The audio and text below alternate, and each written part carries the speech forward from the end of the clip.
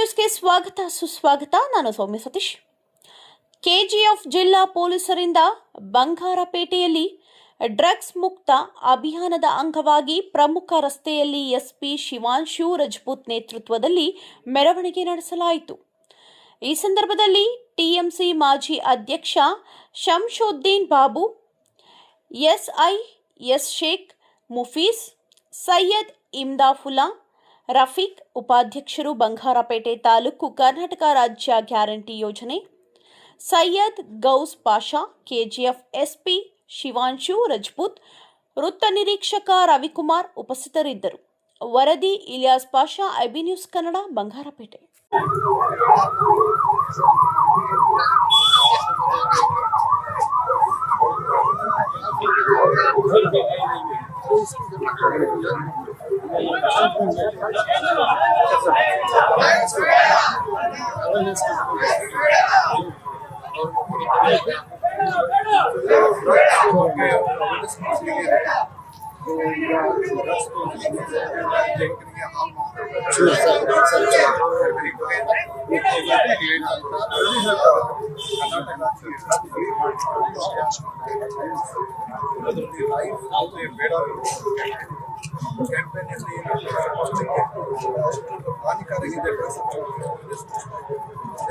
ಯಾರು drug factory ಮಾಡ್ತಿದ್ದಾರೆ,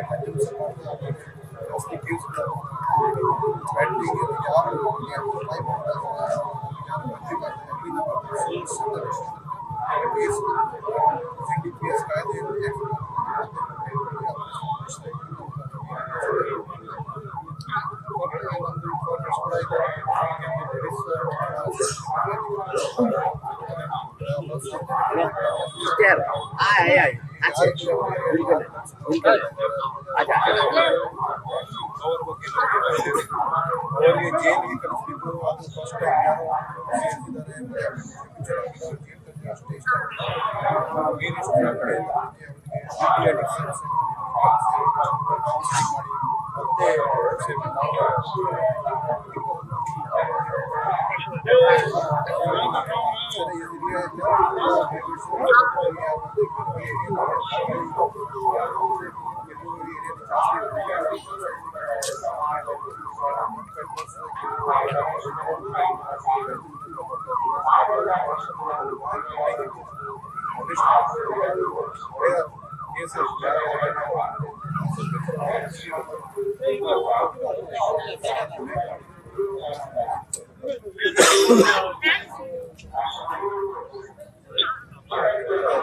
ಇಷ್ಟ ಜನರಿಗೆ ಗೊತ್ತಿರಬೇಕು.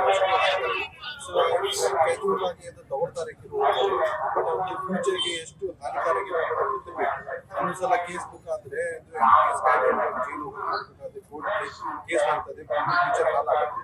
ಮತ್ತೆ ದೊಡ್ಡ ಯಾರು ಪೆಂಡರ್ಸ್ ಇರ್ತಾರೆ ಅವ್ರಿಗೆ ಪೇಟೆಂಟಿಂಗ್ ಕೇಸ್ ಬುಕ್ ಮಾಡ್ತೇವೆ. ಒಂದು ವೀಕ್ಸ್ ಪ್ರಿವೆಂಟಿವ್ ಅದಕ್ಕೆ ಫಸ್ಟ್ ಅವೇರ್ನೆಸ್ ಕೂಡ